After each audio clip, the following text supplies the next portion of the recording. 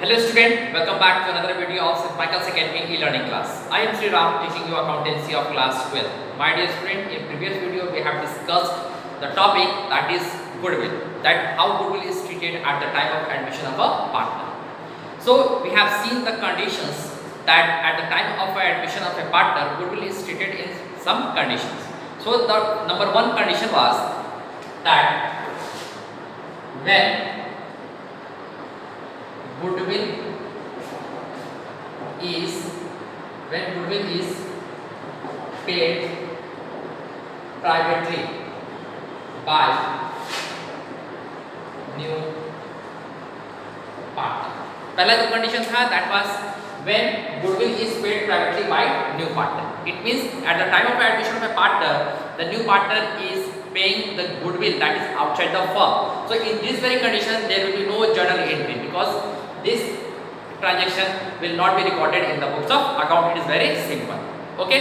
Now next condition that we are going to discuss today is when goodwill is brought in by the new partner, when the amount of goodwill is brought in by the new partner and that is retained in the business. That is condition number 2 that we are going to discuss.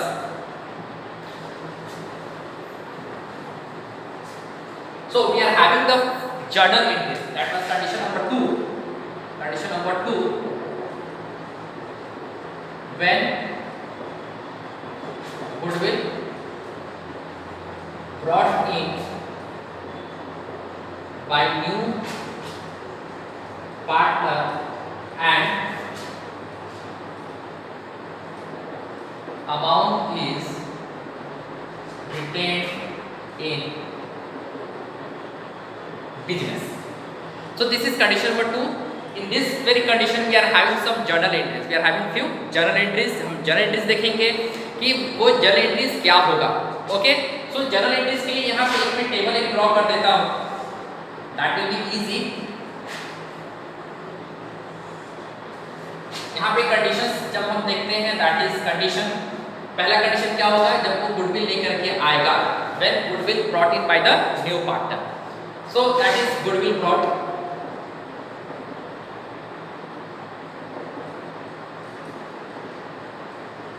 in by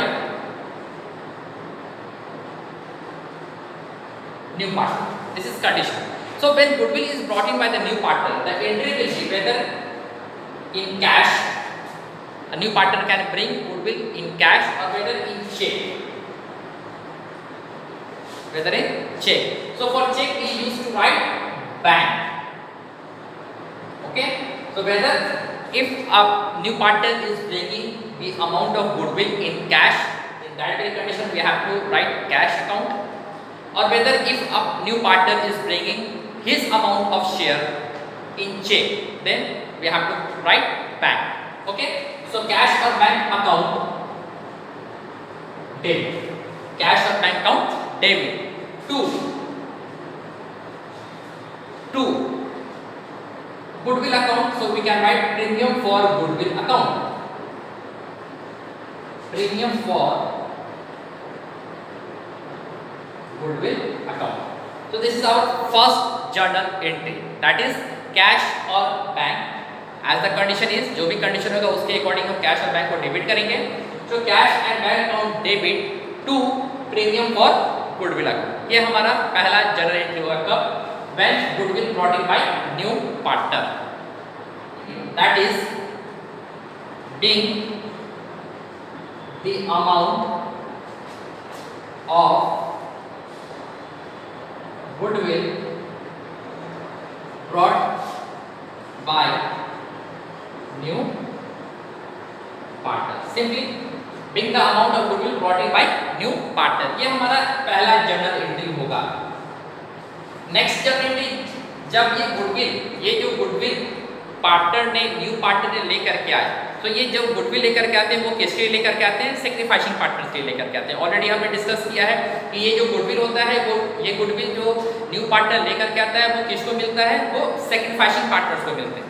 so second जो हमारा होगा that is for distribution of goodwill means for the distribution of goodwill means the goodwill brought in by the new partner. ये जो goodwill new partner ने लेकर के आए हैं, ये किसको मिलेगा? ये हमारे सैक्रिफाइसिंग पार्टनर्स को मिलता है। So simply we can write premium for goodwill account debit to sacrificing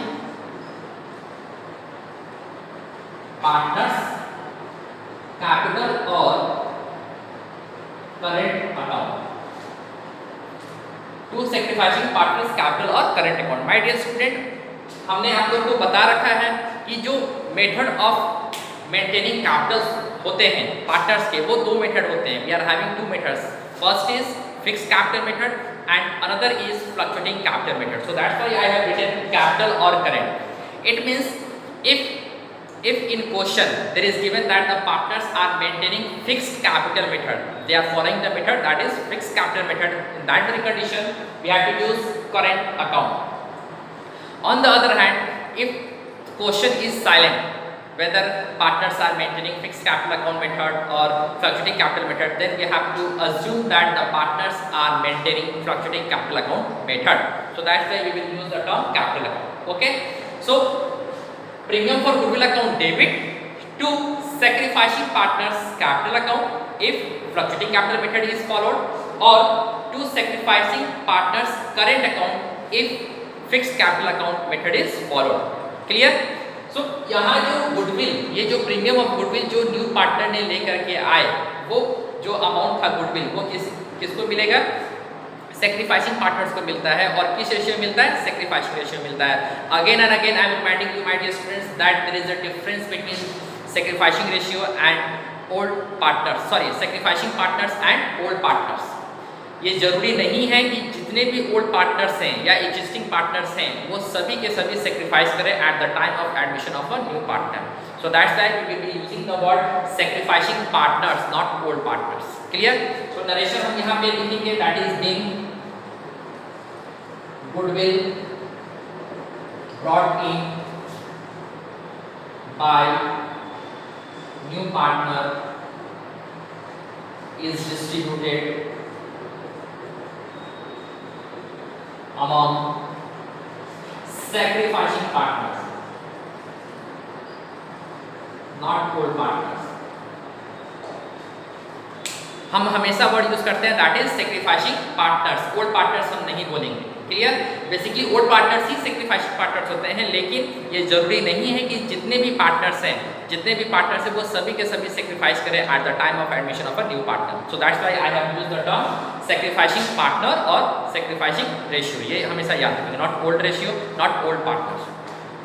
so we are having basically two journal entries for the condition when goodwill is brought in by the new partner and the amount is retained in the business।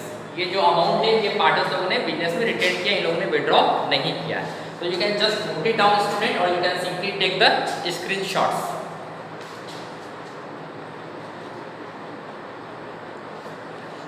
Now अब इसके बाद हम एक condition number 3 देखेंगे। Condition number 3 देखेंगे कि condition number 3 क्या था। तो हमारा कंडीशन नंबर 3 था when goodwill is brought in by the new partner and the amount is withdrawn whether fully or partially। it means suppose करते हैं यहाँ पे एक हम इसी क्वेश्चन को अच्छे से समझते हैं कि सपोज ये जो पार्टनर है वो गुडविल का अमाउंट लेकर के आया है that is 10,000।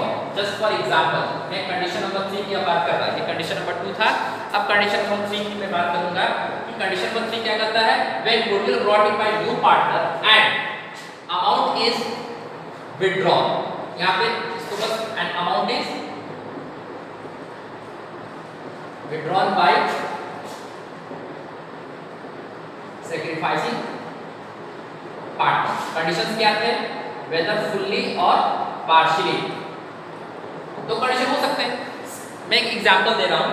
Suppose cash account और बैंक अकाउंट व्हाटएवर, अगर चेक लेकर के आएगा तो बैंक अकाउंट, अगर कैश लेकर के आएगा तो कैश अकाउंट। सो यहाँ हम अज्यूम करके चलते हैं कि उसने कैश लेकर के आया, इसे हम यहाँ इरेज करते हैं। That is cash account debit 10,000। ये गुडविल का जो प्रीमियम था वो लेकर गया कौन? To premium for goodwill account credit and debit बराबर होने चाहिए, सिंपल पहला। नाउ ये जो गुडविल है, ये गुडविल किसे मिलेंगे? सेक्रीफाइसिंग पार्टनर्स को मिलेंगे, सेक्रीफाइसिंग रेशियो में। तो यहाँ पे हमने इसे क्या कर दिया? 10,000। क्लियर? जो प्रीमियम अकाउंट यहाँ क्रेडिट था वहाँ पे डेबिट कर दिया है, no issue. Now to sacrificing partners capital और करेंट अकाउंट कुछ भी हो सकता है। तो यहाँ पे हम मान लेते हैं सेक्रीफाइसिंग पार्टनर्स की जगह पे हम दो नाम दे देते हैं कि दो पार्टनर लोगों ने सेक्रीफाइस किया होगा। ये एग्जांपल के तौर पे पहले समझ लेंगे ताकि हमें इन्हें समझने में इजी हो। तो अभी क्या है, जो गुडविल आया, जो गुडविल, ये जो प्रीमियम फॉर गुडविल जो न्यू पार्टनर ने लेकर के आए, उस गुडविल को क्या करेंगे हम पार्टनर्स लोगों में, सेक्रीफाइसिंग पार्टनर्स लोगों में सेक्रीफाइसिंग रेशियो में डिस्ट्रीब्यूट कर देंगे।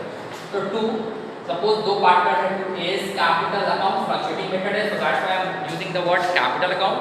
To S capital account assume करते हैं ये एक को मिला 6000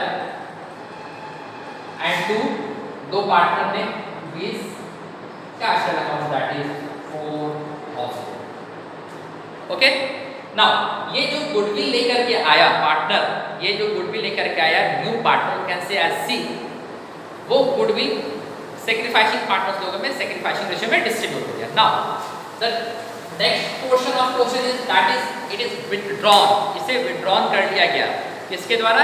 सेक्रीफाइसिंग पार्टनर्स के द्वारा। क्लियर? तो नाउ अब जो कंडीशन अराइज होता है वो हम देखेंगे कि यहाँ पे जो गुडविल लेकर के आए in the form of cash, it means कि हमारे बिजनेस का कैश क्या हुआ था? बढ़ गया था, इंक्रीज हुआ था, there was a increase in the assets. Now जब वो कैश विथड्रॉन करेंगे पार्टनर्स, इट मींस कैश हमारा क्या हो जाएगा? डिक्रीज हो जाएगा। सो अब हमारी जनरल एंट्री, ये दो जनरल एंट्री के बाद जो हमारी तीसरी जनरल एंट्री होगी वो क्या होगी?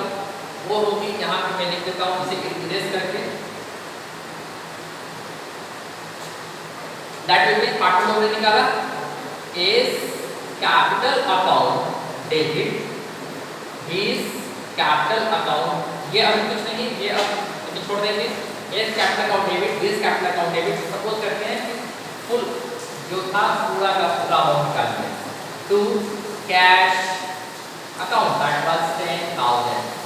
इट मींस जो गुडविल पार्टनर लेकर के आए, न्यू पार्टनर लेकर के आए, वो अमाउंट सेक्रीफाइसिंग पार्टनर्स लोगों ने सेक्रीफाइसिंग रेशियो में क्या कर दिया? विथड्रॉन कर दिया। So this is the condition number 3 when goodwill is brought in by the new partner and the amount is withdrawn by the sacrificing partner. Clear? So here it is the condition fully withdrawn. May भी condition हो सकता है दूसरा कि उन लोगों ने 50-50% withdrawn किया, नो इशू। 50-50% विथड्रॉन करने का अर्थ हुआ that means that is 3,000 and 2,000 that is 5,000। Clear? तो ये हमारा कंडीशन नंबर 3 है। अब हम अपने ये जो अभी हमने दो कंडीशंस देखे, condition number 2 and condition number 3, पहला तो प्राइवेटली था जो कि हमने बता दिया, there will be no general entry when goodwill is paid privately by the new partner. Now, on the basis of the condition number 2 and condition number 3, we are going to solve a practical problem. हम एक practical problem solve करेंगे जिससे हमारा ये concept क्या होगा? Clear होगा। फिर हम आगे अपने कंडीशंस पे आगे बढ़ेंगे। ओके?